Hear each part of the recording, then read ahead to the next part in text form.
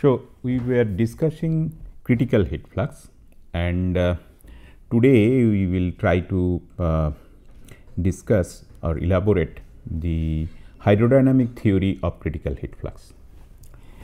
Now, critical heat flux will occur on any boiling surface, but to start with, it is convenient to discuss critical heat flux over a flat surface, and again for the sake of convenience, we will assume that the flat surface is of infinite expansion. That means, the surface is not bound by some walls. So, the edge effects are not coming. Now,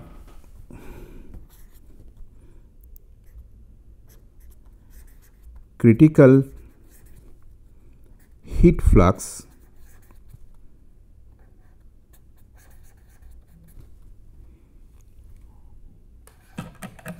on a flat surface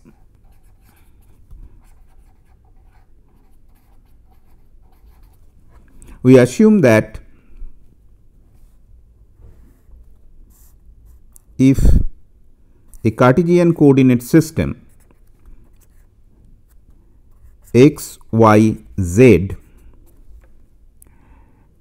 is present, where the Earth's gravitational field G that acts in the opposite direction of z, then the flat surface is extended up to infinity both in the x direction and in the y direction. A representation of the flat surface could be like this.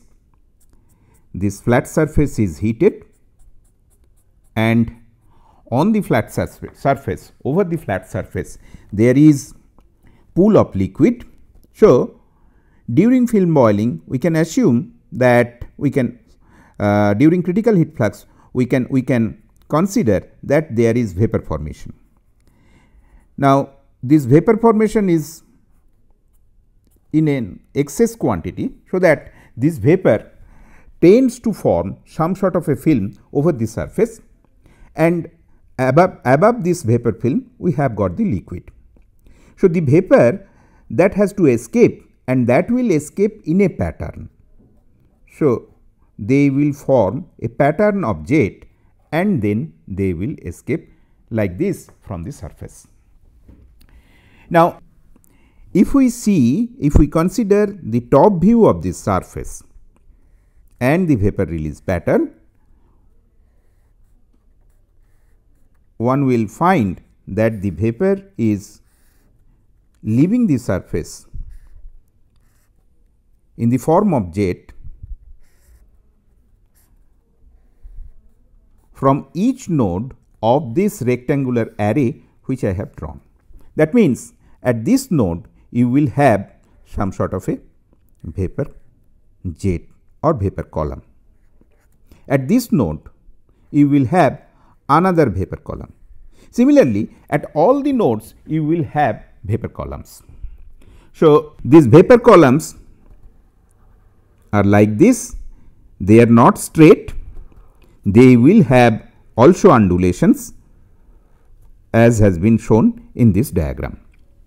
So, you see there are two instabilities which are operational here.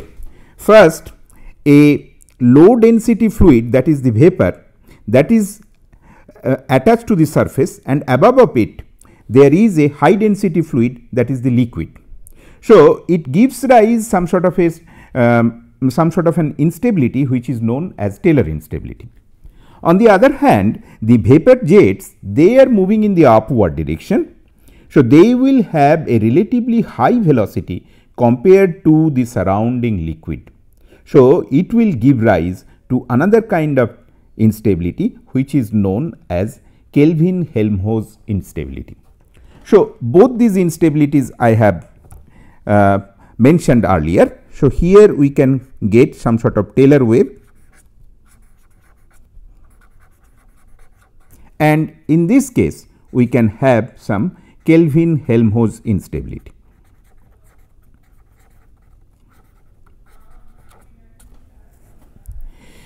Now, see, this Taylor wave will decide the distance between these columns, and this distance is lambda d. This distance is denoted by lambda d.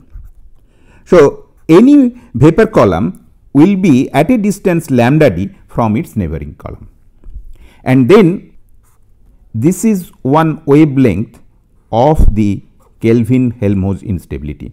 So, let us denote it by lambda h. And also it has been seen that the jet diameter, if this is the jet diameter, this diameter is given by lambda d by 2.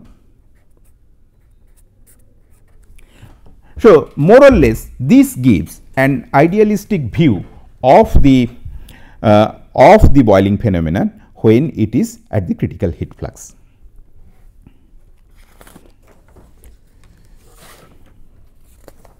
Now, you see there are some salient features of the hydrodynamic model. That means, certain assumptions have been made to develop this model. So, let us see what are these features. Salient features of hydrodynamic model.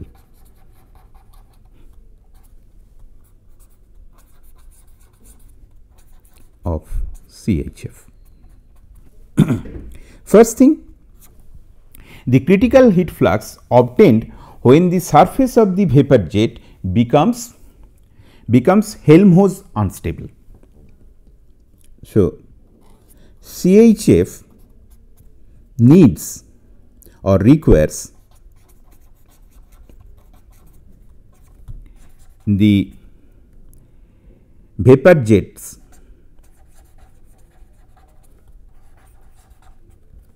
to be Helmholtz unstable.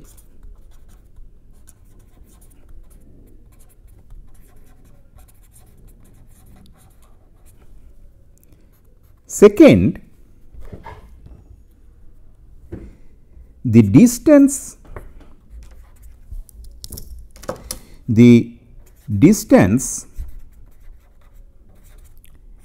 between the vapor jets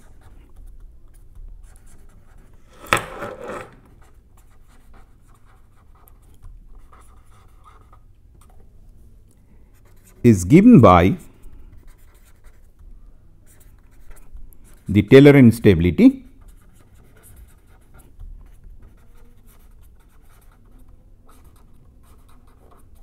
lambda d. Third, the diameter of the vapor jet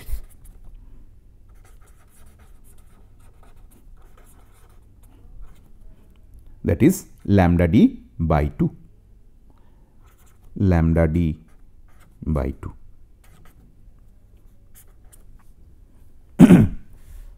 So, these are very few, very important assumptions that CHF requires the vapor jet to be Helmholtz unstable. When there is a growth of instability on the surface of the vapor jet, that means there will be growth of undulations, and these undulations, when the wavelength will be equal to the critical wavelength of Kelvin-Helmholtz instability, we will have collapse of this pattern, and then we will have the critical heat flux. And then how these vapor jets are formed, or at what pattern they are formed? They are at a distance of lambda d from the neighboring jet, and each of the jet is having a diameter of lambda d by 2. These assumptions have been made. Then another assumption, this was made basically by Lienhard and Dheer, that Kelvin-Helmholtz unstable wavelength KH unstable wavelength is given by lambda T. So, this is another assumption. This was not made originally by Zuber, who proposed this hydrodynamic model, but this was later proposed by Lienhard and Thiel. We will discuss regarding this afterwards. Now, then what we have got, this kind of a figure we have got, that if we see from the top the flat surface, then number of jets are coming out. This shows the base area of each of the jets, and the jets are looking like this. Now, here the vapor is moving in the upward direction. So, we can call it UV, vapor velocity UV.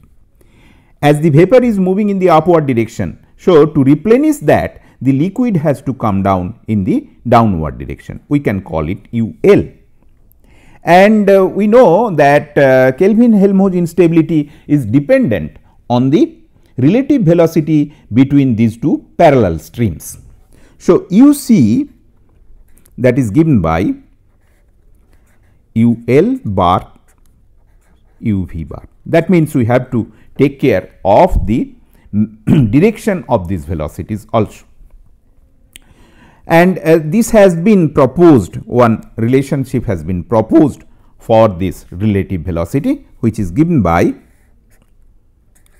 sigma into alpha rho L plus rho V divided by rho L rho V whole to the power half. Here sigma is the surface tension of the liquid, alpha is wave number,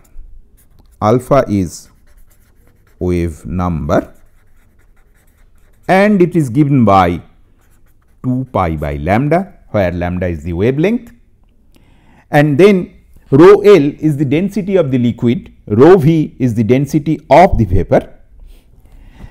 Further, we can tell that rho L is far greater than rho V. So, compared to rho L, rho V can be neglected in the rho L plus rho V term, and if I do that, then one can get the relative velocity is approximately given by 2 pi sigma by rho V lambda to the power half. So, this is the relative velocity. Now, this relative velocity has been calculated from the Kelvin-Helmholtz instability and from the wave theory. There is another way of calculating the relative velocity. What we can do? We can calculate the relative velocity by physically estimating the vapor velocity, which is in the upward direction, and the liquid velocity, which is in the downward direction. Again, one can make an assumption that the vapor velocity is much higher compared to the liquid velocity.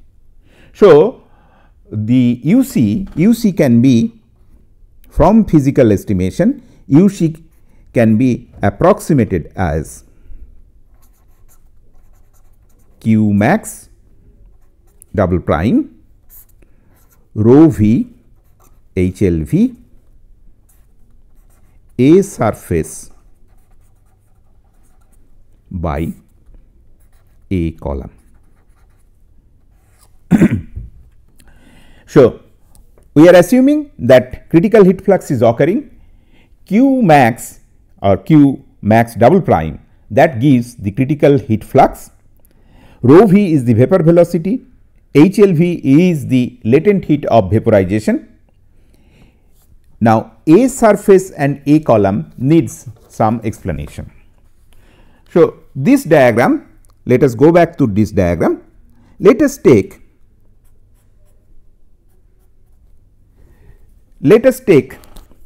this area for our estimation of heat flux.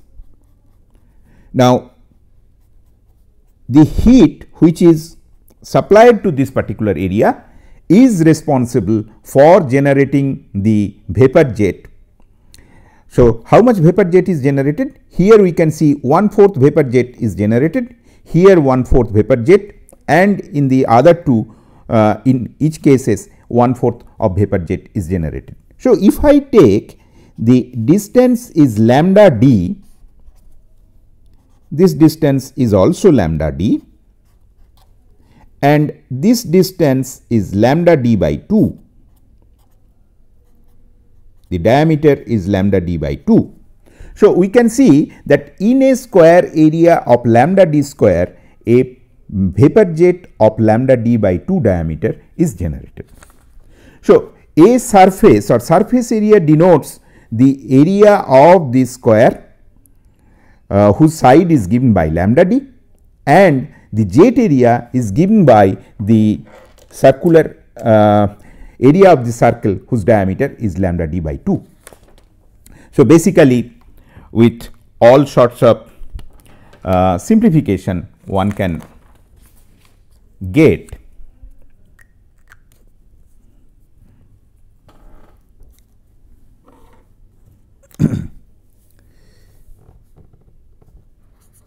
Q max double prime is equal to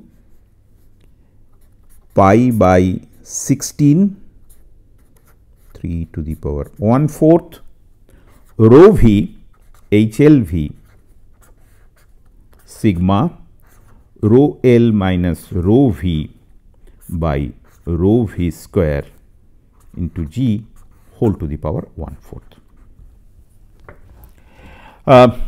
Here of course, one thing is important that we have to assume that lambda h, that means the wavelength of Kelvin-Helmholtz instability, is equal to lambda d, that is the wavelength of Taylor wave, and this lambda d is again given by 2 pi 3 sigma by rho L minus rho v into G whole to the power half. So, substituting all these things, the above equation for Q max that has been obtained. Now, the Q max which has been obtained, here only one very drastic assumption has been made. The drastic assumption is that the Kelvin-Helmholtz instability, the wavelength which is the most dangerous wavelength or critical wavelength, that is equal to the Taylor length of the Taylor wave. Now, this assumption was made by Lienhard and Dheer, of course, without much of a justification, but with this justification, the result which one can get from the calculation of critical heat flux, that gives much better prediction of the experimental data. So, many researchers, they tend to adopt this justification, and then whatever value of critical heat flux we can get, that is the accepted value of critical heat flux.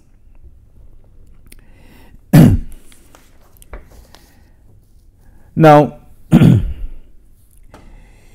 what we have done so far, we have determined the critical heat flux for a flat surface, and that too we have done we have determined the critical heat flux for a flat surface which is extended up to infinity both along the x direction and y direction. Now, in industry or in application, we will have heaters of different geometry, not that we will always deal with flat surface. We can have critical heat flux over circular tube, we can have critical heat flux over other geometry. So, how to determine or how to estimate the critical heat flux in those cases? Whatever we have derived, is it valid for all the other cases? Now, in this direction, some researchers have worked, and ultimately a relationship like this has been predicted or proposed. So, this relationship says that critical heat flux in other geometry that will be that can be obtained from the critical heat flux which Joubert has predicted or Joubert's theory has predicted, the critical heat flux just now which we have derived, and this is denoted by Q max with a subscript z. This is given by a function of L by LB, where L related to the actual geometry.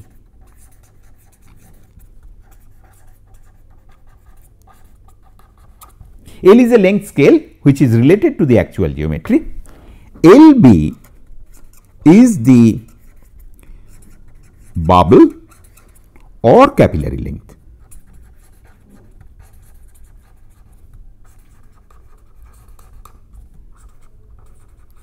So, LB is given by, with this expression we are familiar, sigma divided by G multiplied by rho L minus rho V, all within a square root. So, this is the capillary length scale, we are familiar with this. Using this, Lienhard and Dheer, they have found out that Q max double prime divided by Q max Z double prime, that is equal to 1.41 for flat surface. Here I like to say that the theory which we have just now derived, that was proposed by Joubert, but that was marginally modified by Lienhard and Dheer. So, that is why for flat surface what is proposed by Joubert and what is modified by Lienhard and Dheer, there is a difference, and this difference is given by this number 1.41.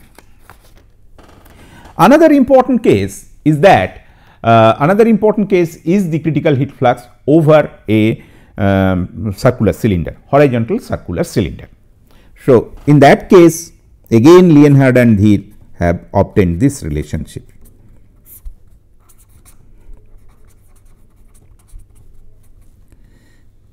This is equal to 0.1 for large horizontal cylinder.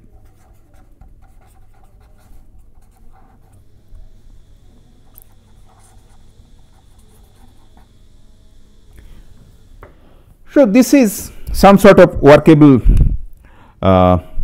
method for determining critical heat flux, and in different books or handbooks one can get this Q max double prime divided by Q max Z double prime for different surfaces, which can be used as and when required for design or analysis purpose.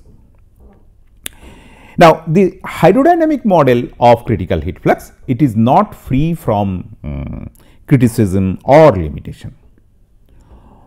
If we list down the criticisms, then it is like this.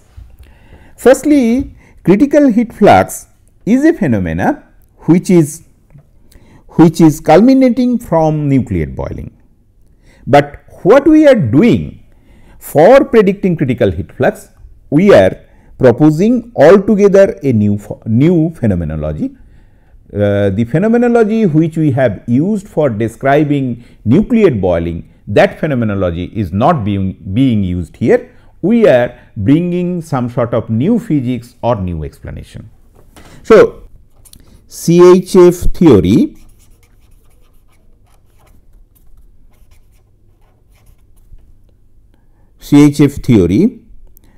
not having relationship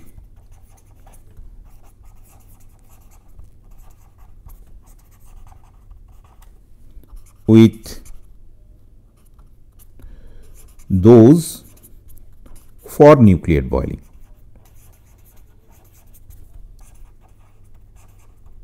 But it is one of the phenomena when, I mean, it is a phenomenon related to the nucleate boiling, or it is the terminal phenomena of the nucleate boiling. So, it should not be totally unrelated to nucleate boiling, but that is what we have done in this particular case. We have proposed a entirely new physics for the explanation of critical heat flux.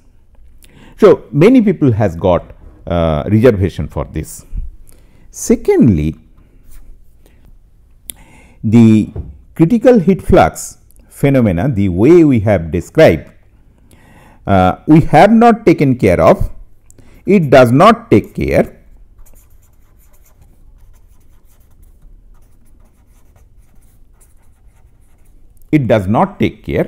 wettability of the surface.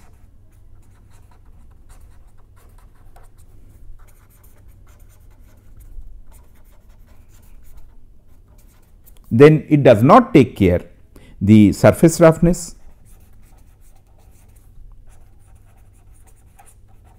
These two parameters are of paramount interest or paramount importance in case of nucleate boiling, but the critical heat flux theory do not include this one. So, obviously, these are the weakness or limitation of the hydrodynamic theory of critical heat flux.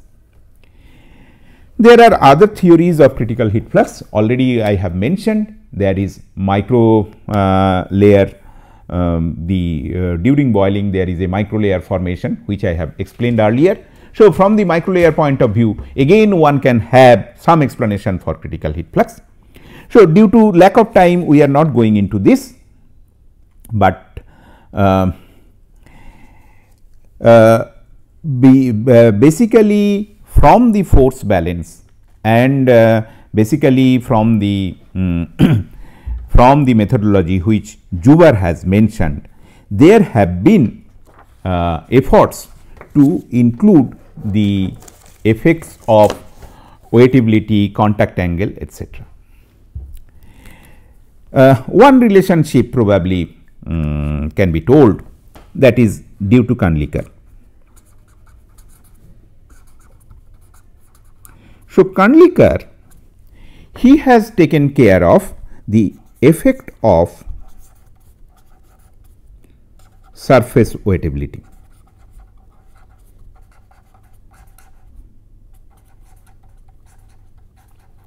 So, in terms of contact angle, the surface wettability he could take care of. So, he has proposed a relationship like this: Q max is equal to rho v H L v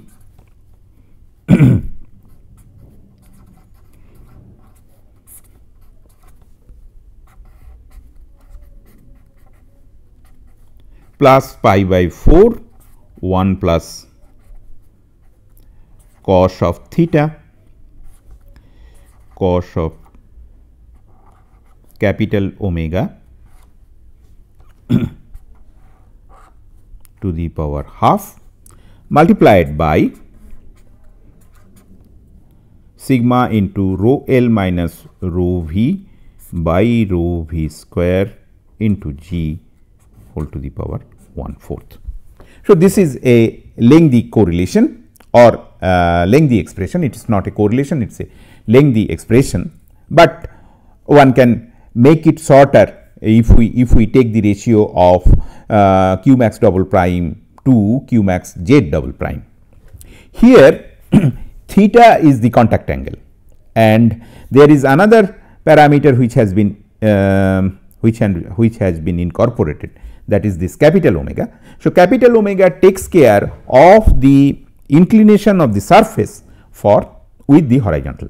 That means, this particular expression is not only valid for horizontal surface, it is also valid for critical heat flux from a surface which is inclined at an angle capital omega with the horizontal, and let us say this kind of vapor release pattern is there. So, this relationship is really an extension of the earlier relationships of critical heat flux. Firstly, it takes care of the inclination of the surface on which boiling takes place, and secondly it takes care of the contact angle of the surface, which is very important in case of boiling. Now,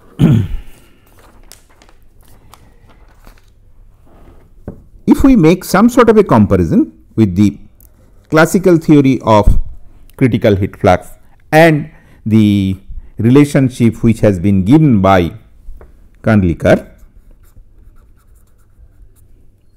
So,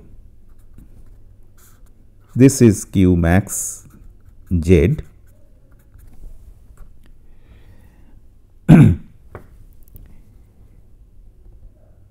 The classical theory is independent of the contact angle, which is theta. Let us say we are thinking of a variation of contact angle from 0 to 120 degree. That means highly weighting to highly non-weighting type of contact angle. So, the classical theory will not predict any sort of variation of critical heat flux. And if we now calculate critical heat flux from Kundlikar relationship, we will see that as the contact angle increases, we will have a fall in the critical heat flux, and that fall could be quite large when the surface is becoming non-weighting. This particular graph is for a typical angle omega. Let us say it is for omega is equal to 0. So, so you see that for critical heat flux we have got some hydrodynamic theory which has got other limitations, but as the critical heat flux is quite a complex phenomena. So, with this theory at least certain aspects of it we can explain, and it has got reasonably good success in predicting the experimental data.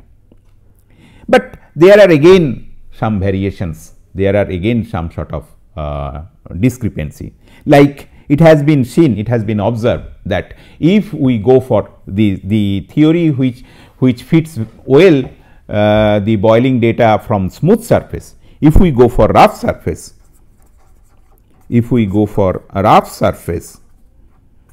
then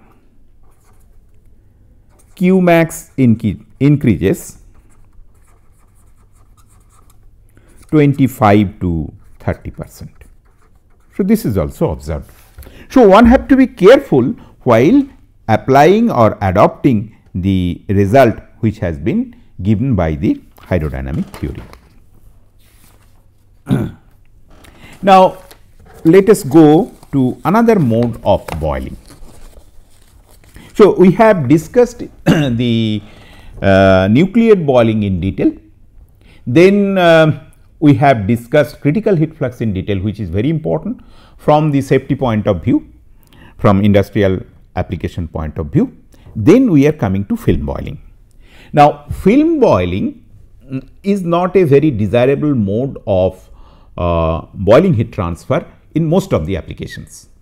So, people wants to avoid film boiling in most of the application because it not only it gives a very low rate of heat transfer, but it can also lead to the failure of the heating surface. But even then sometimes it is not avoidable. So, one needs to know how to analyze film boiling. So, film boiling, the heated surface is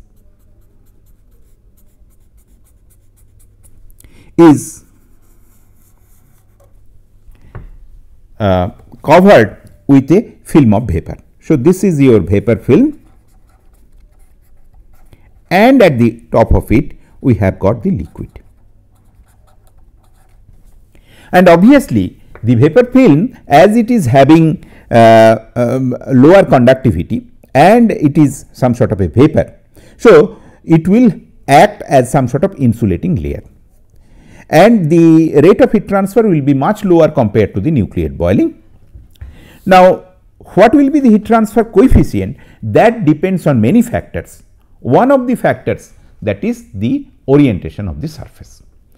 Let us very quickly see two very common cases. One is a horizontal surface and another is a vertical surface. So, let us consider the film boiling over a horizontal surface. If the surface is wide enough, that means theoretically it is extended up to infinity both along the x and y direction. So, one can expect to see this kind of a pattern.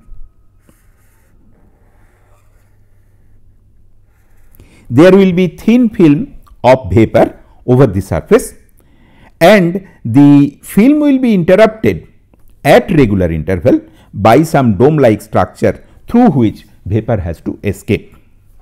So, the film thickness can be denoted by delta, the nose radius of this dome that can be denoted by RB, and the length, this can be denoted by L. With some simplifying assumption and by the conservation equations like mass conservation, momentum conservation, one can determine all the geometrical parameters, that is L, RB and delta. In fact, long back Berenson, so in the early 60s,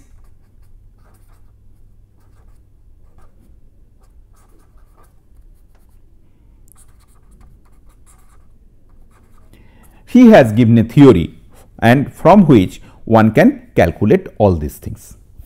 Now, so what he has proposed, that it is a standing Taylor wave and there is a laminar flow of vapor. With this assumption, one can calculate what is delta.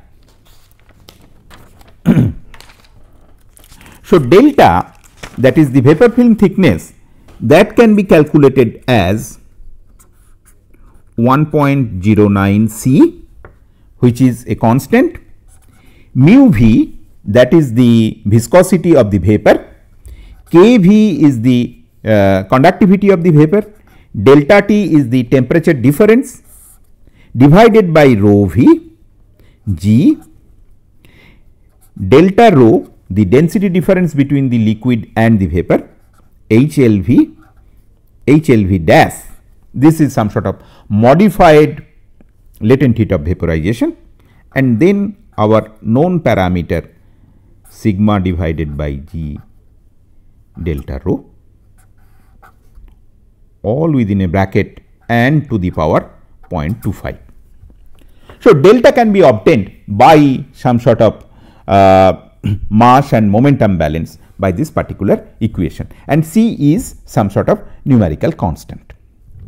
Now, HLV dash, that is some sort of modified latent heat of vaporization, because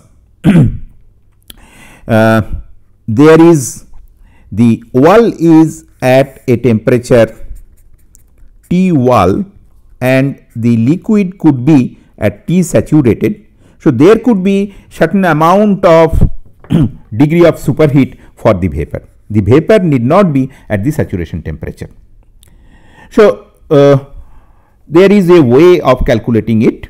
So, this will be HLV 1 plus half CPG, this is the specific heat of the vapor, TW minus T sat divided by HLV. With this, one can also calculate the convective heat transfer. The convective heat transfer, that can be calculated as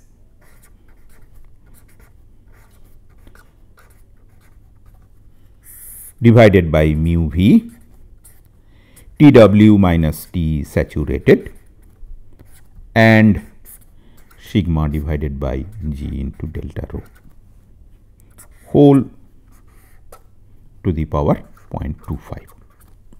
So, this gives approximately the convective heat transfer during film boiling over a horizontal surface. Now, this convective heat transfer depends on a number of properties, you can see number of fluid properties, and these properties are mostly the property of the vapor, and of course, some property of the liquid is important, the density of the liquid is important.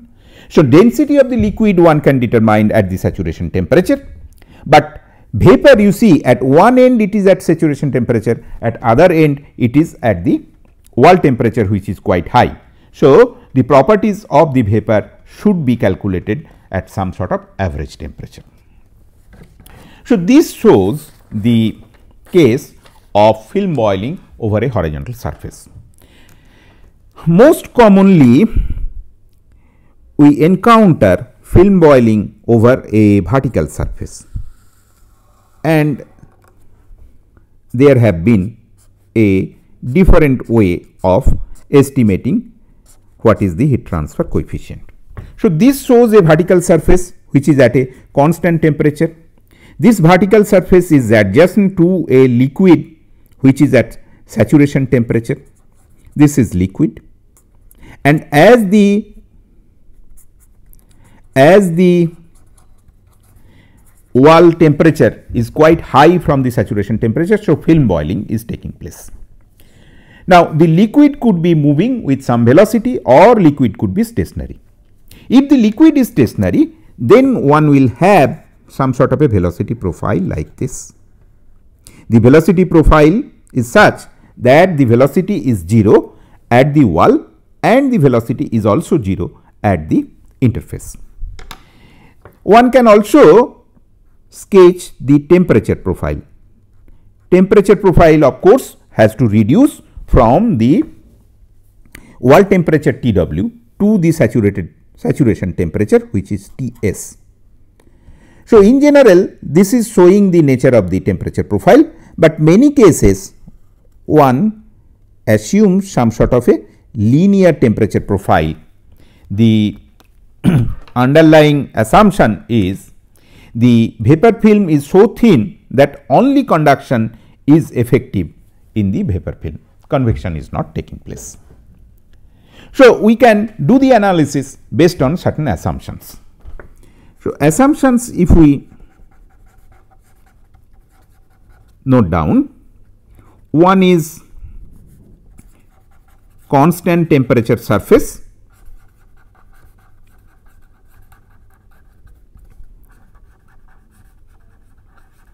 then laminar flow of vapor,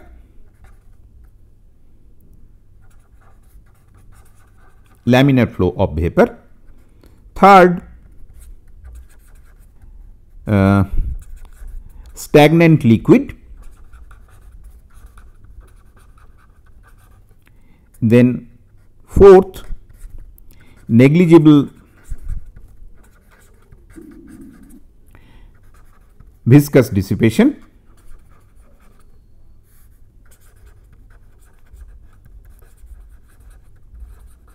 then we can also assume constant properties.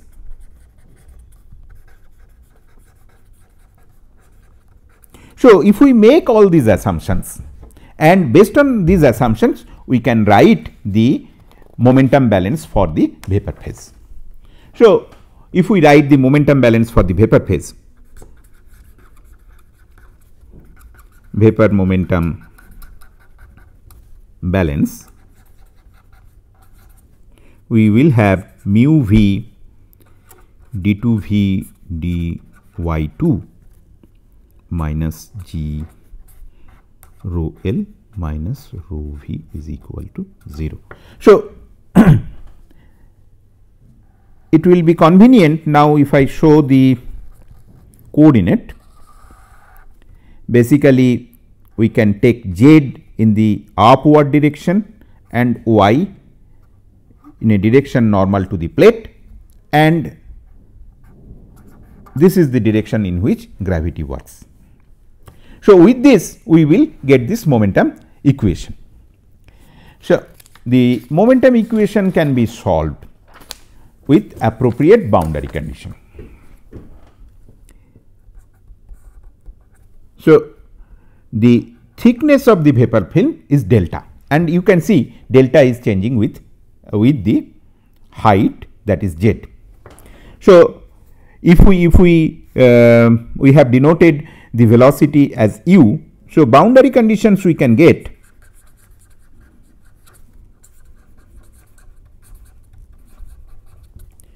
u is equal to 0 at y is equal to 0, u is equal to 0 at y is equal to delta. So, these two are the boundary conditions for velocity. So, very easily one can find out u as a function of y, that is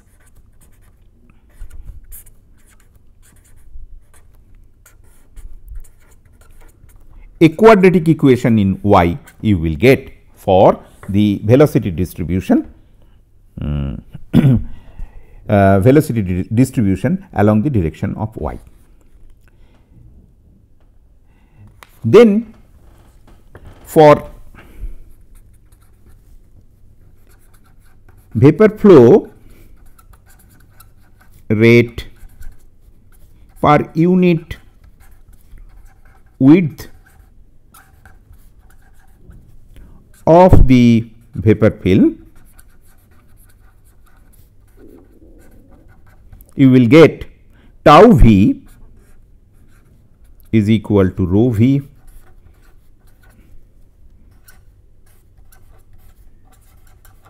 So, this will give you the vapor flow rate per unit width of the vapor film. Considering only conduction through the vapor film, considering conduction to be the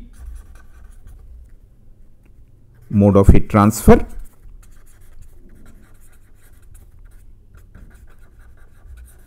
one can get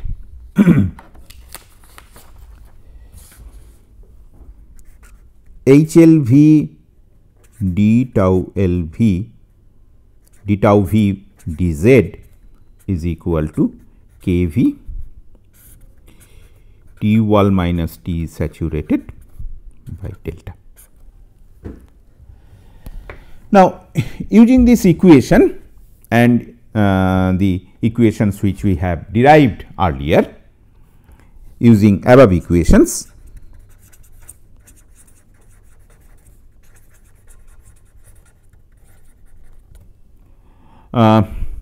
one gets a differential equation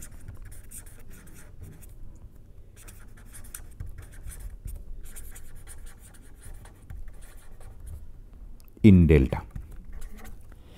So, then delta can be solved, and if we solve delta, we get like this: delta is equal to C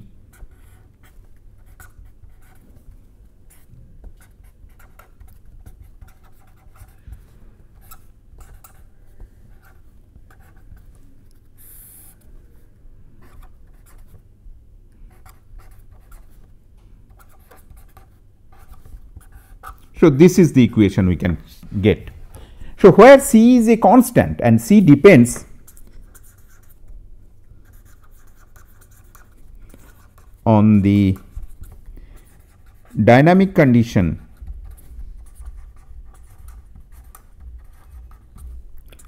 of the interface.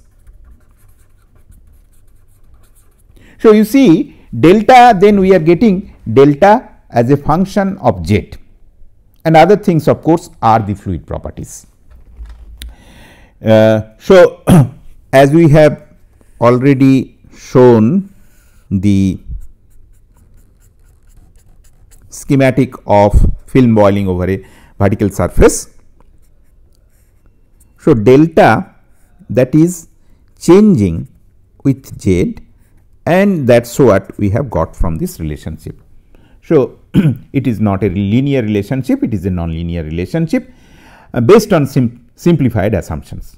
Once we have got delta, we can get H film heat transfer coefficient of the film boiling, that is kV by delta.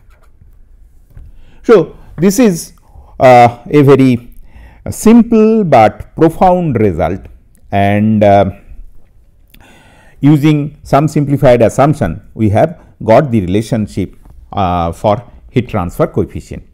And based on this there are number of modifications done based on this. One modification is that we can include convection. Okay. The solution will be little bit difficult, complex, but we can include convection. Then another modification is that we know that this is the saturation temperature and this is the wall temperature. So, there could be some sort of superheating of the vapor, and this superheat can be taken care of by modifying the latent heat of vaporization. This is another modification. But what is more important, that the wall temperature is quite high, and at that high wall temperature, at that large wall temperature, along with convection we have got also radiation. So, to make a proper estimate of heat transfer from the surface, we should do H wall heat transfer coefficient should be H film plus H radiation. Again, there are ways how one can do it. Lastly, I want to say another thing, that the analysis which I have done is having lot of limitation. We are assuming that the vapor film is laminar, but after certain distance the vapor film becomes turbulent. So, again for this portion then the turbulent analysis is important.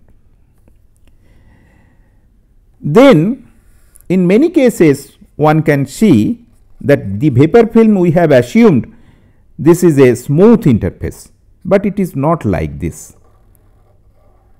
As I have told, there is Kelvin-Helmholtz instability if there is relative motion between parallel layer of fluids. So, due to that there will be undulations.